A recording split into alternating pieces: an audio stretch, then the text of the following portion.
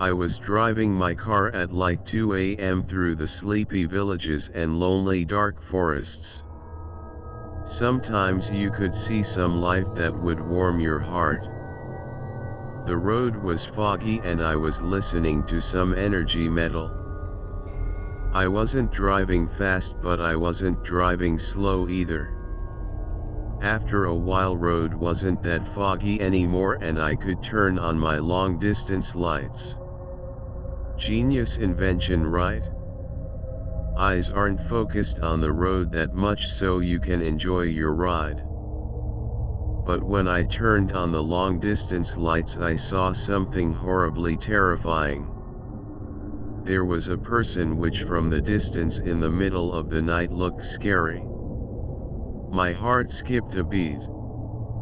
When I was getting closer, I could recognize that it's just a girl which got lost somewhere in the forest and she finally found the road, so she was hitchhiking. She's hoping that someone will stop and that they would help her find her home. I wanted to stop because I love helping people, but I changed my mind when I looked in her eyes. I'm still terrified till today. Her eyes and face are haunting me during my day tripping or even during my sleep in my dreams. She was gazing at me when I was driving through. It was empty look full of anger, and I have to admit I was too scared to stop and talk to her. Music in my car was loud, but I couldn't hear anything. Before I saw her, my thoughts were happy and peaceful. But now every second it's just her face, and everywhere I look it's her face. My personality has changed that my friends and family don't recognize me anymore and I can't feel anything. It happened exactly 21 years since I saw her face, and everything in my life have changed. From the polite, nice guy I became just the empty, cold human shell without any empathy. There was this negative energy that was surrounding me all the time.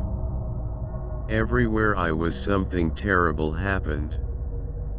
I can immediately remember first example that comes to my mind. After a week after the incident with the hitchhiking girl, I was walking through the crowded city center and I was trying to forget that awful look that is stuck in my head. I was gazing at the cloudy sky, and while I wasn't looking on the road, I bumped into a mother with her toddler. Her innocent toddler fell on the ground and almost died because of me. Panic attack hit me and I passed out. I woke up few days later in a hospital, attached on the bed so I couldn't move. Doctors successfully resuscitated me, and I don't know if I should thank them for that. When I passed out the day of the incident with the toddler, some other woman tried to catch me so I wouldn't hurt my head or anything bad. The woman got a heart attack and died immediately. She had 3 kids and a husband that she was in love with. I destroyed happy family. The doctors which were rescuing me didn't get out of the incident happily either. One died a week later during the birthday party of his son who had just 1 year. The second doctor died in pain 2 years later. 1 month after the incident he got stomach cancer and nothing helped him. Everyone who touched me after a while died or something terrible happened to them. They exported me from the hospital after a few weeks right into the psychiatry. They said that I am some crazy case that they have never seen. Since I left the hospital, every pregnant woman had disabled child or the child didn't survive. During my visit in the psychiatry there happened a lot of bad things that I don't even want to mention.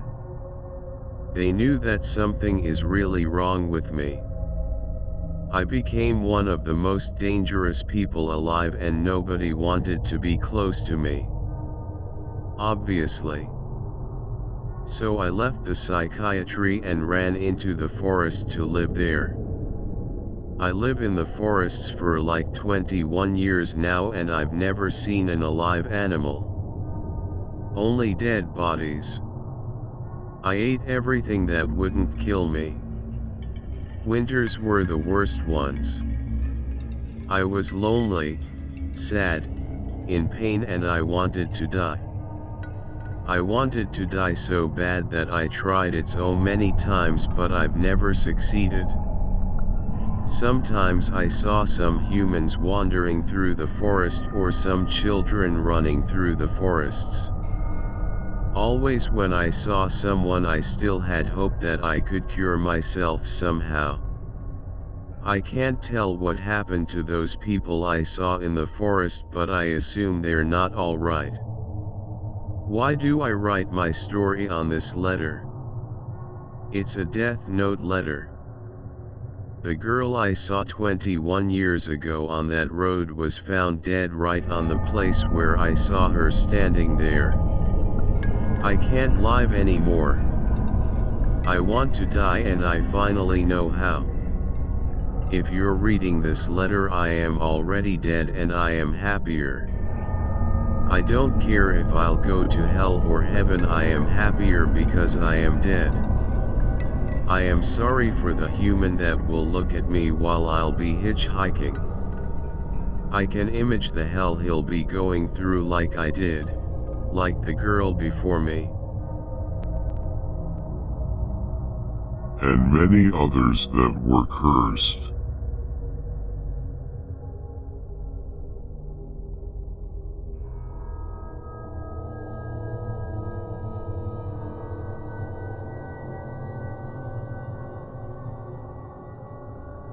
The night was unremarkable. 30 minutes earlier I had been having drinks with a couple of friends. Twice a year we would meet in the town an hour away from my own to knock back a few drinks. The drive was further than I would have liked, but it wasn't the first time I had made the trip. Wind rushed in through my car window which was slightly ajar. This particular stretch of road was empty and boring. My Spotify playlist blared from the car speakers. What the hell? I said. Parked on the side of the road was a two-door car. A large man had a woman pinned to the ground near the driver's side door. He had a long unkempt beard which matched his grungy overalls and off-white t-shirt. He was at least twice the size of the woman. I wasted no time pulling the car to the side of the road. I bolted from the car. The fuck do you think you're doing, dude? I yelled as I pushed the man aside. It took all of my strength to successfully shove him off of the woman. I noticed a wound on his shoulder just shy of his neck. The woman must have punctured him with something. She scrambled to her feet and ran out of reach of her assailant as I wrestled with him. He was strong but tired from wrestling with the woman. I managed to pin him down. He growled at me through gritted teeth. Stop. It's not what it looks like. While I had the man pinned, I took the opportunity to tell the woman to climb inside of my car. I saw her rush over to the man's passenger seat and search for something on the ground. Her attacker must have seen it too because he doubled down on the struggling. A moment later she ran past me in the direction of my vehicle, a large black purse in her hands. As soon as I heard the slam of the door, I was up and running for the driver's seat. The man was running towards me wide-eyed as I sped past him. My heart was racing. I shifted my gaze to the woman sitting next to me. Her hair was long, black, and covered with gravel and dirt from the side of the road. Tears had streaked mascara across her face. She was pretty. What happened back there? I asked her. She seemed hesitant to respond. I assumed she was shaken from the experience and decided not to push it. She spoke. My friends left me at a party a few towns over, left me with no way to get home.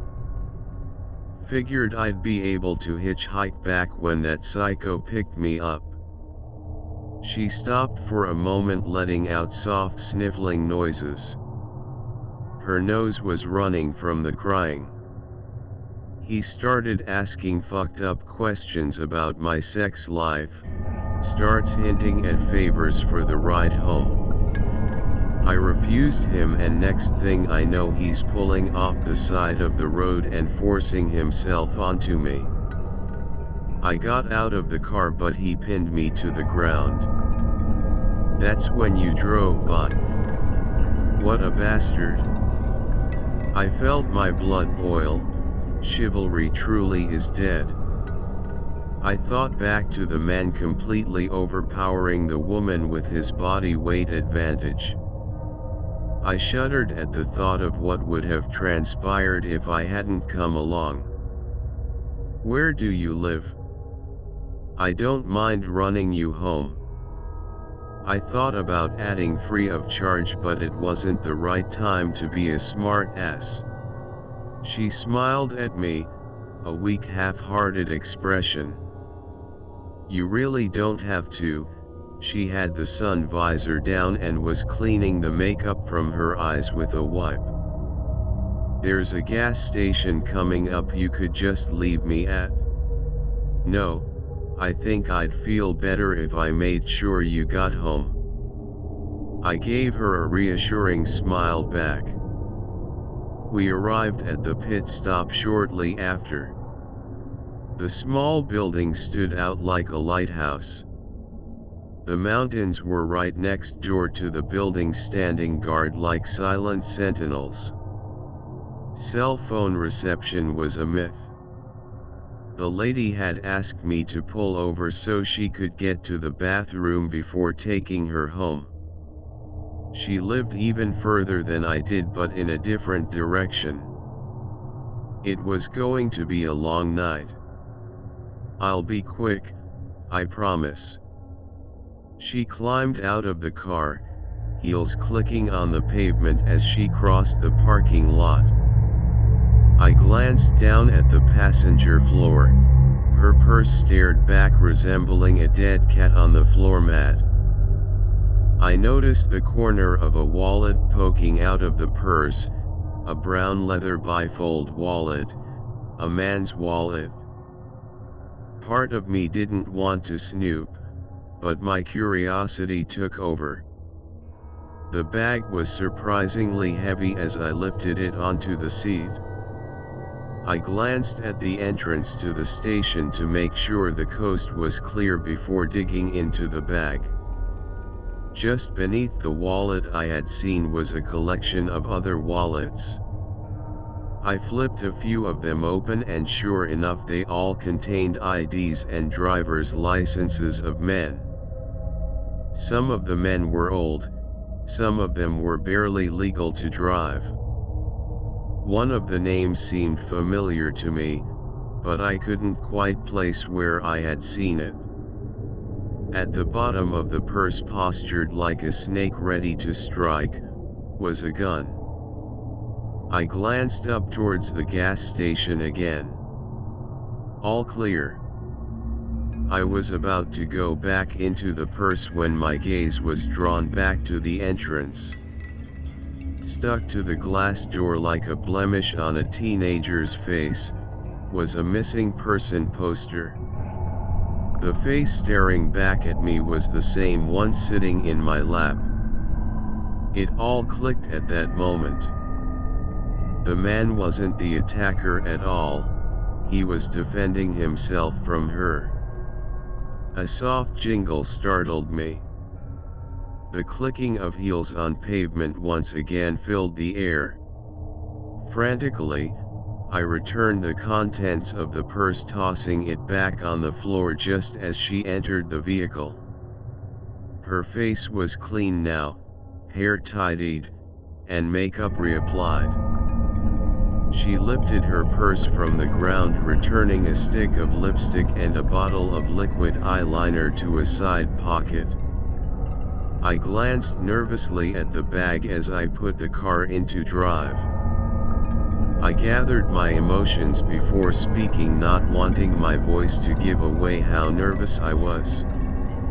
"So, where are we going from here?" She was reclined in the seat.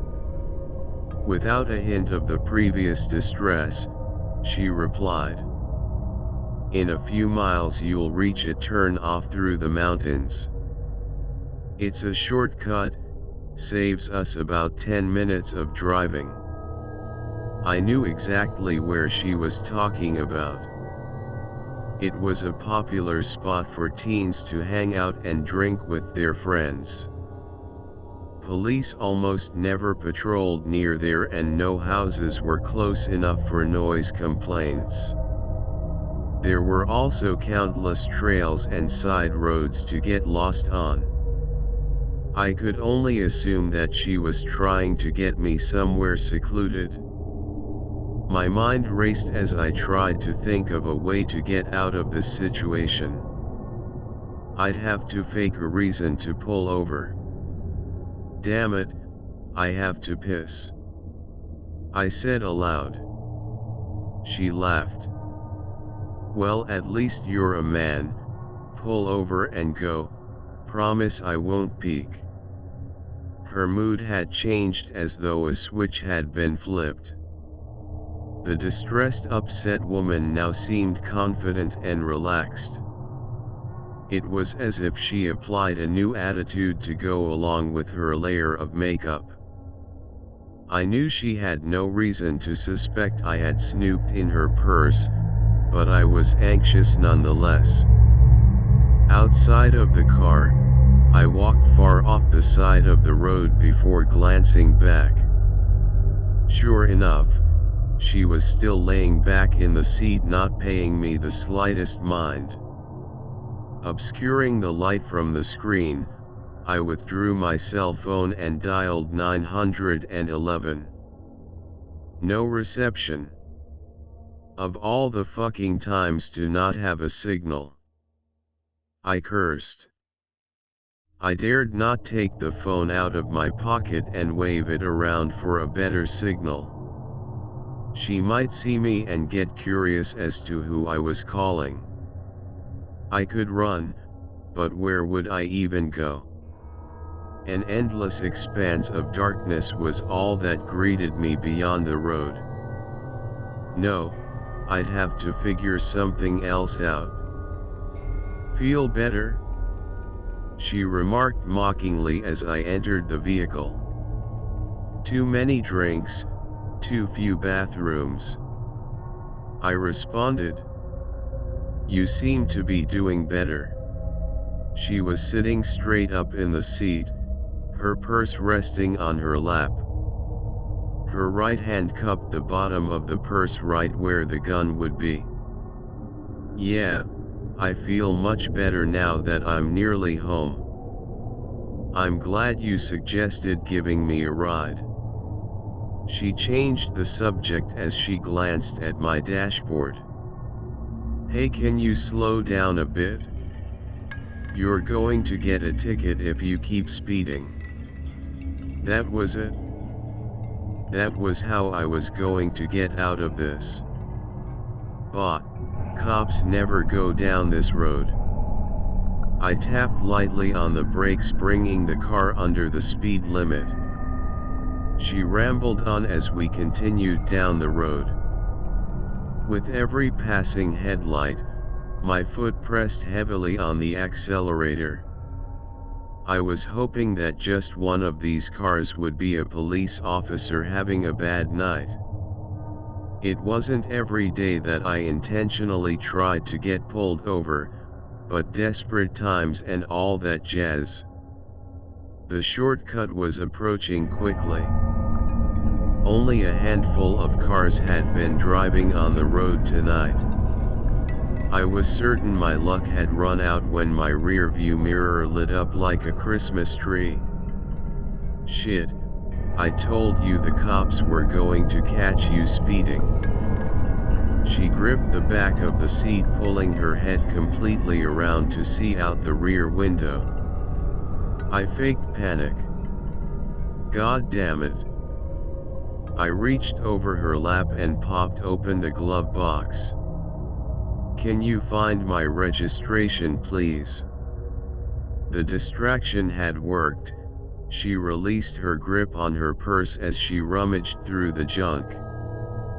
Wasting no time, I snatched her purse out of her lap and hopped out of the car. The officer was clearly startled and jumped back, drawing the taser from his belt. Get on the ground right now, he screamed. I wasn't trying to get tossed, so I dropped to the dirt instantly. Please just look in the purse. Put your hands behind your back. He stepped over me, kicking the purse aside and grabbing my wrists. Ma'am, are you okay? I heard a second officer approaching the passenger window. No. Stop, she's dangerous, I yelled. The officer clicked his cuffs tightly onto my wrists and stood me up. The actress was standing with his partner sobbing into his shoulder. He started asking for payment for the ride. The same lie spilled from her mouth that I had listened to earlier. I was ushered into the back seat of the cruiser while the officer sat the purse on the hood of his car. I watched through the windshield as he spilled the contents out, the gun nearly sliding onto the ground. His partner allowed the woman to sit in the front seat of his car while he walked over and bagged the evidence. Please, I pleaded, it's not what it looks like. First time I've heard that, one kid. The officer mocked me as he turned onto the road. All I could do was watch as we passed the second car, the officer standing next to her taking notes as she wove an intricate lie. She glanced up, giving me a devilish smile as the cruiser continued along the dark road, leaving her behind. The second officer would never make it back to the station. It didn't take long for me to explain the situation once I was in custody. The officer's adrenaline had subsided and he listened. Searching through the purse, it was pretty clear that the contents didn't belong to me. It helped that I had my friends to affirm my whereabouts before the traffic stop. They even managed to bring the man she had initially attacked into the station for questioning. The second police cruiser was found the following night, dead officer in the back seat. His gun and wallet were nowhere to be found.